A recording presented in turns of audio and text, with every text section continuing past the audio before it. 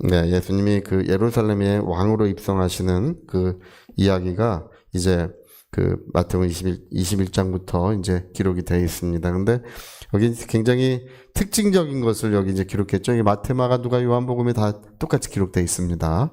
근데 요한복음은 짧게 기록되어 있고 이제 마태, 마가, 누가복음은 이렇게 좀 더 자세히 기록이 되어 있어요. 이 기사가요. 근데 어떤 것이 특징적인 것이냐면 예수님은 어린 나귀를 타셨다는 거예요. 그러니까 예수님은 새로운 정복자세요. 새로운 정복자로서 새로운 왕으로서 세상에 임하신 분이십니다. 그러니까 기존에 있는 모든 권세를 다 무너뜨리시고 기존에 있는 어떤 질서를 다 무너뜨리시고 새로운 질서를 만드시는 새로운 왕이십니다. 그래서 우리가 그 다니엘의 환상 중에 그 얘기가 있죠. 예, 그 신상의 얘기가 나오죠. 머리는 황금이고, 예, 은으로 돼 있고, 동으로 돼 있고, 그 다음에 발가락은 다리는 쇠로 돼 있고, 발가락은 흙과 설이 섞여 있는 그런 신상의 이야기가 나오잖아요.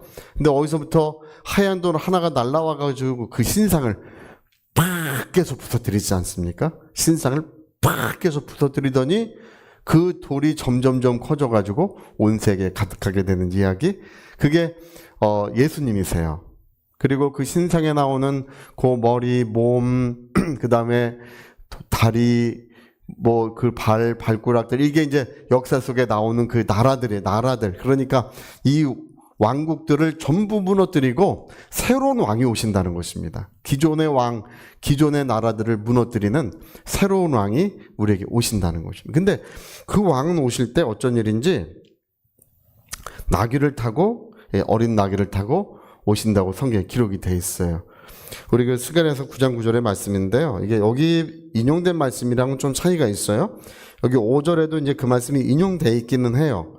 근데 정확히 인용돼 있진 않아요. 저게 이제 원래 말씀이에요. 자, 우리 같이 한번 읽어볼까요? 시온에 따라 크게 기뻐할지어다. 예루살렘에 따라 즐거이 부를지어다. 보라, 내 왕이 내게 임하나니 그는 공의로우시며 구원을 베푸시며 겸손하여서 나귀를 타시나니 곧 나귀의 작은 것, 곧 나귀의 새끼니라. 이렇게 말씀입니다. 그러니까 여기는 짧게 인용되어 있죠.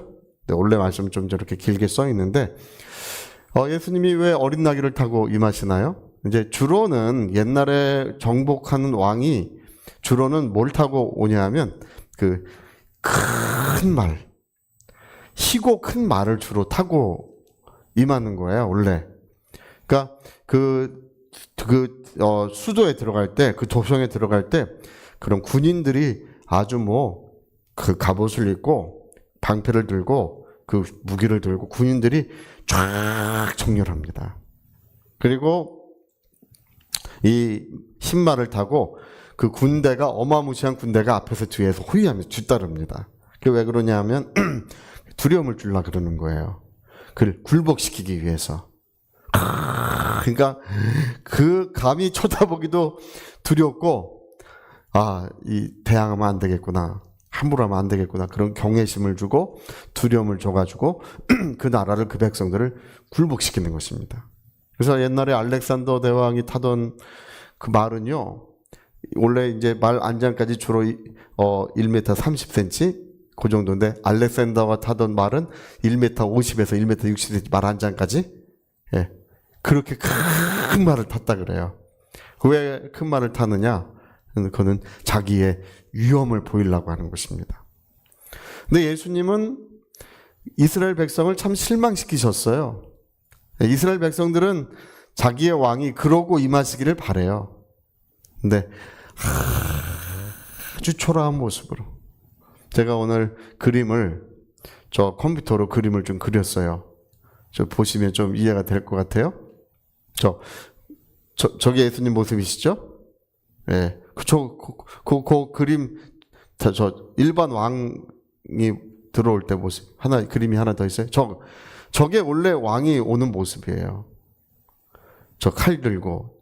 원래는 뒤에서도 군인이 뒤따르고 앞에서도 군인이 있고 저렇게 군인들이 옆에 쫙 도열을 해요. 그래가지고 겁을 주는 거예요. 근데 예수님은 어떻다고요? 예수님 그래요. 저 보세요. 너무 초라하잖아요. 예? 호위하는 사람도 하나도 없고 그러니까 성경에도 어린 아이들이 나와가지고 예수님 맞이하잖아요. 어린 아이들이 와가지고 뭐 호산나 찬송하리로다 주의 이름으로 오시는 이요 하면서 막 노래를 부르고 막 뒤따르고 뭐 이러잖아요.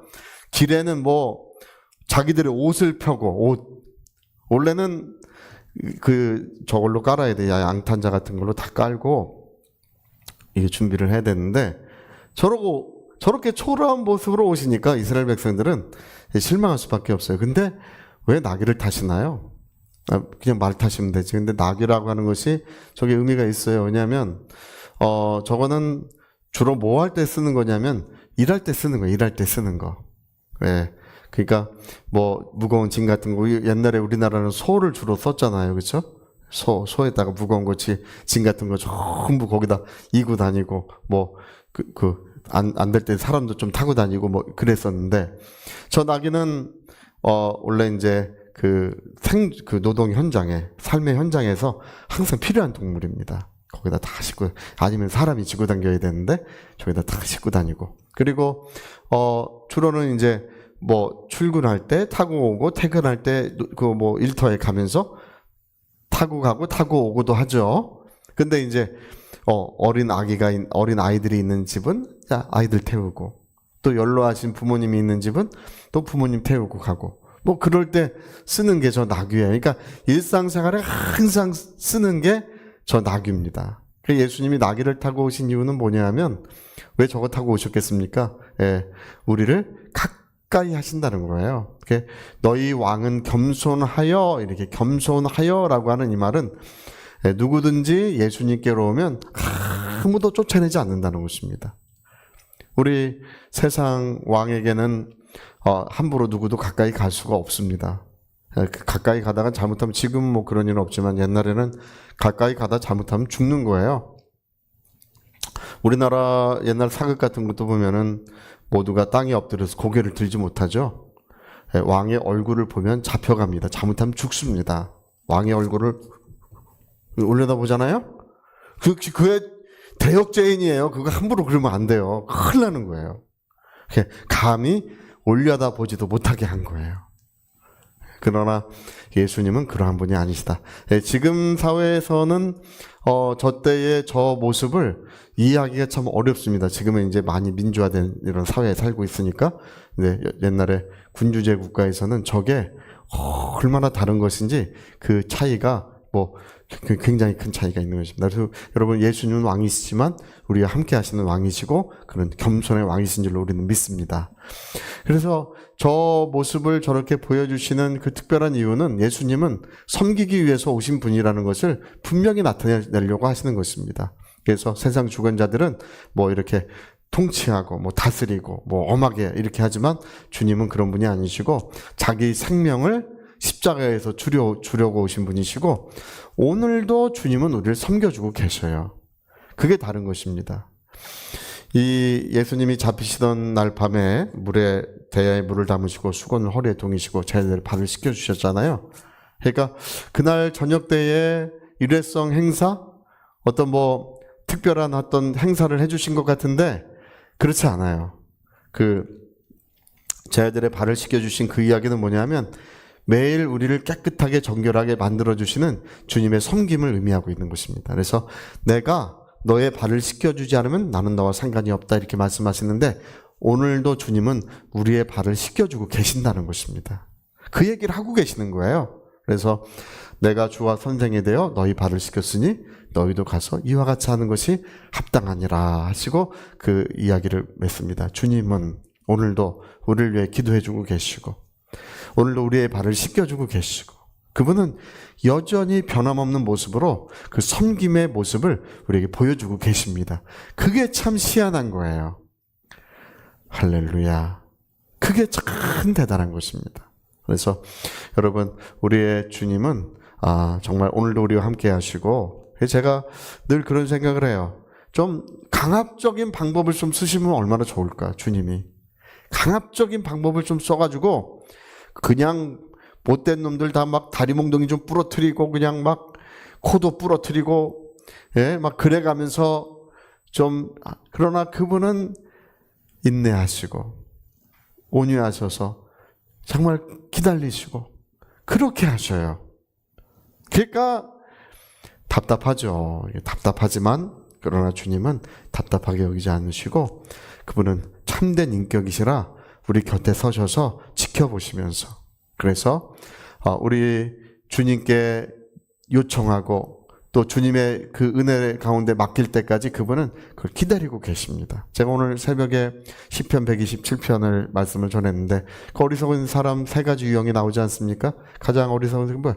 주님이 지키지 않으면 주님이 세우지 않으면 그 집을 세우는 자의 수고가 헛된 것이고 주님이 지키지 않으면 온 밤을 지새워서 파수꾼을 했던 사람의 그 수고가 슬픈 거라고 되어 있어요, 원래. 그러니까 주님은 기다리시는 거예요. 너가 열심히 하고 있구나. 너가 그냥 집을 세우려고 노력하고 있구나.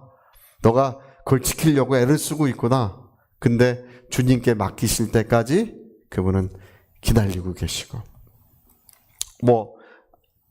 너가 아침에 너무 일찍 일어나고 밤늦게까지 고생하고 그러면서 눈물 젖은 떡, 수고의 떡, 고난의 떡을 먹으며 살아간다는 것입니다. 성공하기 위해서. 그러나 그것이 얼마나 어리석은 줄 아느냐. 그렇게 잠도 못 자고 그렇게 고생하고 주님께 맡길 때까지 기다리고 계신다는 것입니다. 주님께 맡겨드리면 주님은 우리에게 풍요로움도 주시고 인도하심도 주시고 평안한 잠을 주시는 줄로 믿습니다. 오늘 불면증이 많아지는 근본적인 이유는 뭐냐면 주님께 맡기지 않아서 그런 것 같아요. 제가 볼 때는. 주님께 모든 것을 맡겨드리면 치유도요. 우리가 치유가 일어나는 것도 마찬가지고 성령의 역사도 마찬가지입니다. 이 긴장하는 사람들. 제가 성령 받으려고 기도하는데 이러고 온몸에 힘을 주고 이러고 있는 분들을 보면 그러고 성령을 받으려고 하니까 될 게 없어요. 제가 볼 때. 치유도 마찬가지입니다. 이러고 있으면 될 게 없어요. 이게 모든 것을 주님께 맡기고 평안할 때 그때 치유도 일어나고 그때 성령의 충만한 역사도 그럴 때 나타납니다. 정말 신기합니다. 저는 제가 경험한 것 중에 제가 몸이 아플 때 이제 잠자리에 들 때는 되게 편안하잖아요. 그럴 때 주님과 이렇게 교제하는 속에서 그런 치유도 일어나고 성령의 충만함도 온 방을 이렇게 영광스럽게 임재하시면서 임하시는 어떤 성령의 역사도 여러 번 경험하게 됩니다. 그게 왜 그런지 아십니까? 그러니까 우리가 모든 것을 주님께 맡겨드리고 평안할 때 그때 역사가 일어나는 거예요. 제가 예전에 제가 세가족 교사할 때 사람들 성령 충만한 곳까지 꼭 인도합니다. 근데 형제님 그거 하지 마세요. 하지 마세요. 기도할 때 기도 막 하는데도 기도 그만하고 저 좀 보세요. 하지 마세요. 그렇게 하지 마세요. 평안하세요. 하나님은 오늘도 자기 약속을 지키십니다. 그분을 신뢰하고 평안하세요. 그래서 이 사람이 그걸 알아듣고 평안하려고 할 때 비로소 영광스러운 역사가 이제 시작됩니다. 제가 예전에 그걸 처음 알은 것이 고등학생 때였습니다. 고등학교 때 제가 고린전서 그 14장의 말씀, 방언을 말하는 자는 통역하기를 기도할지니 그 말씀을 읽고 나서 빨간 날 하루를 잡아가지고 온종일 가서 기도했습니다. 교회 기도실 가서 하루 종일 얼마나 기도를 했는지 몰라요. 저녁 때까지 했어요. 저녁 때까지. 초코파이 하나랑 음료수 하나 점심 때 어디 안 가고 그거 먹고 저녁 때까지 소리를 엄청 질러대며 기도를 했어요.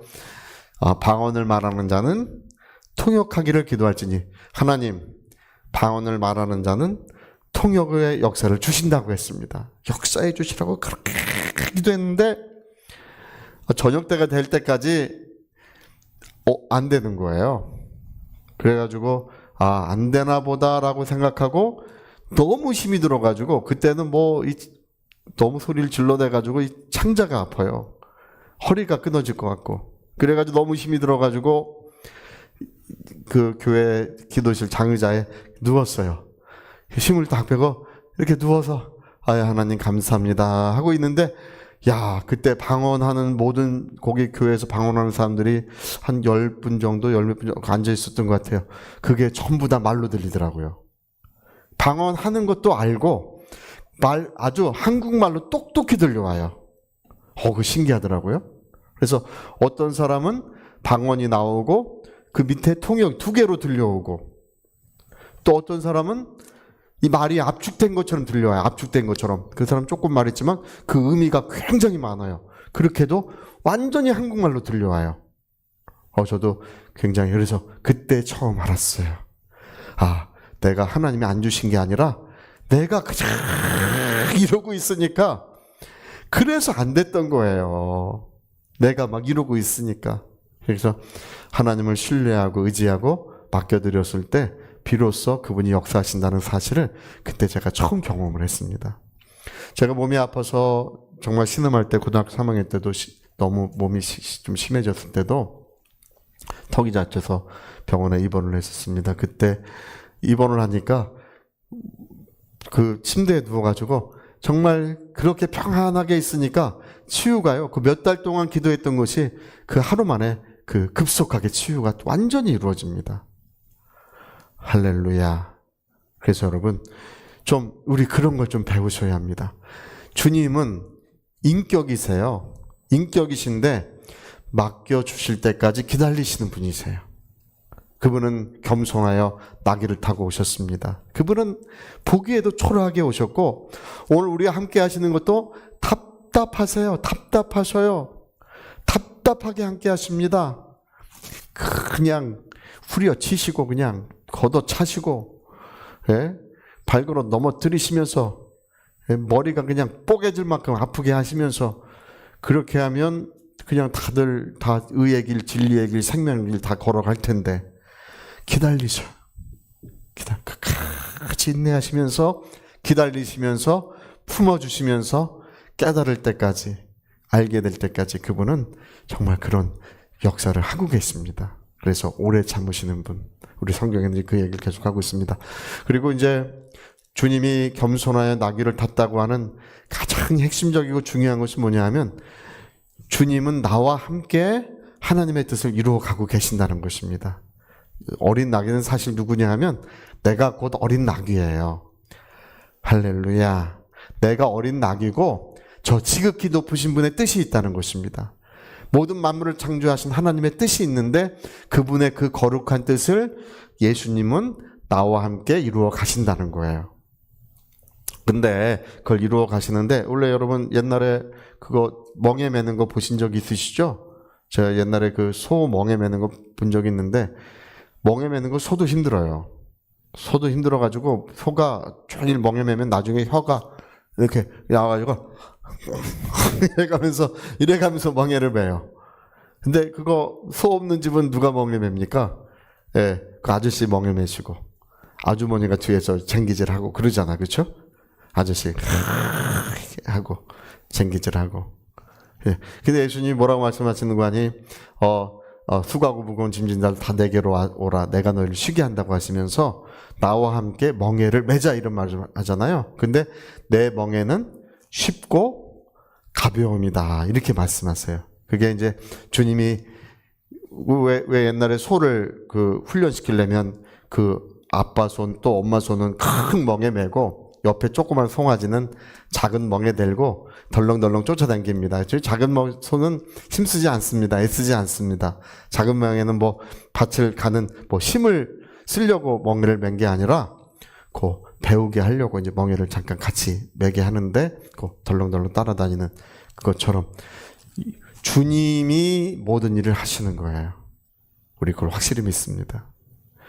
여러분, 지금 우리가 정말 착각하는 것이 많습니다. 뭐가 착각하는 것이 많냐면, 예수님이 우리 교회의 왕이시고 우리 가정의 왕이시기 때문에 주님이 역사하시는 것입니다. 그분의 영광이 모든 은혜로운 일들을 이루시는 것입니다. 근데 오늘 사람들은 그게 불안하게 여겨져요. 그게 참, 그렇게 하면 될까? 제가 얼마 전에도 어떤 목사님 전화하니까 그래, 우리 저 아내도 같이 들었는데, 기도만 한다고 됩니까? 저한테 그런 분이 있어, 또. 예? 뭐, 사람이 해야지. 제가 제일 듣기 싫어하는 말이 이제 그 얘기입니다. 아주 제일 듣기 싫어하는 말 중에 하나예요. 기도만 하면 됩니까? 예, 사람이 해야지. 바꿔야 합니다. 기도하면 되고, 기도할 때 주님의 인도하심을 따라가는 거예요. 기도할 때 주님이 이렇게 하라 저렇게 하라 우리를 인도하시면 그 인도하심을 따라가는 것이지, 기도하면 됩니다. 오늘 뭐 어떤 분은 그래, 뭐 교회가 뭐 어쩌고 저쩌고, 교회가 뭐 시대가 뭐 코로나 시대고 뭐 무슨 시대고, 뭐 요즘 젊은 사람들은 주님께 뭐 교회로 오지 않고 그러니 교회가 어려울 거다. 저는 그렇게 답답한 얘기 하려면 아예 그냥 다 입을 그냥 다 호치켓으로 다 이렇게 꼬맸으면 좋겠어. 그런 얘기 하려면. 여러분 그 사도행전 6장에 보세요. 그 예루살렘에 얼마 전에 예수님을 죽였잖아요. 그 교회가 얼마나 심각한 문제에 부딪혀 있습니까? 그들이 모여서 한 마음으로 기도하기를, 주와 그리스도를 대적하기 위하여 저들은 이성에 모였습니다. 진실로 성경의 말씀이 이루어지고 있습니다. 그러나 주님, 우리 하나님께서 손을 내밀어 병이 낫게 하시고 기사와 표적이 예수의 이름으로 이루어지게 하셔서, 그래서 하나님의 복음이 전파되게 해달라고 그렇게 기도할 때 그들이 모인 곳을 지진이 나서 실제로 흔들면서 성령이, 빌립보 감옥에 그 성령이 임하실 때와 똑같았습니다. 그 모인 곳을 흔들면서 성령이 거기에 임하셨다는 것입니다. 그래서 여러분, 집 밖 문 밖에만 나가도 내가 예수 믿는다고 하면 잡아갈 것 같고 돌로 또 죽일 것 같고, 그런 시대에 그 모든 것을 이기고 하나님의 역사를 예루살렘에 나타냈던 것입니다. 오늘 그때보다 얼마나 쉽습니까? 그때보다 얼마나 좋습니까? 근데 뭐 때문에 안 되고, 이제 인구가 줄어서 안 되고, 또 뭐 때문에 안 돼요? 이제 젊은 세대는 이제 교회 싫어해서 안 되고, 그런 얘기들만 잔뜩 하고 있습니다. 기도하면 됩니다. 그들이 일심으로 한 마음으로 기도하니 하나님께서 그들에게 성령과 능력을 기름 붓듯 부어주셔서, 그래서 예루살렘에 얼마 전 예수님을 죽였던 그 사람들이에요. 얼마 전 예수님을 십자가에 못 박으라고 소리 질렀던 그 사람들이 전부 다 주님께로 회개하고 돌아오더라는 것입니다. 우리는 다 됩니다. 기도하고 나면 희한하게 어느덧 이루어져 있고, 어느덧 하나님이 그렇게 역사하셨고, 그걸 보게 되는 것입니다. 그래서 우리 주님은 나와 함께 하시는 겸손의 왕이시다. 나는 어린 낙이요, 주님은 나와 함께, 나를 통하여 주님은 그 은혜로운 역사, 복된 역사를 꼭 이루어 가실 것입니다. 여러분, 이걸 믿으셔야 돼요. 내 기도는 한마디도 땅에 떨어지지 않는다.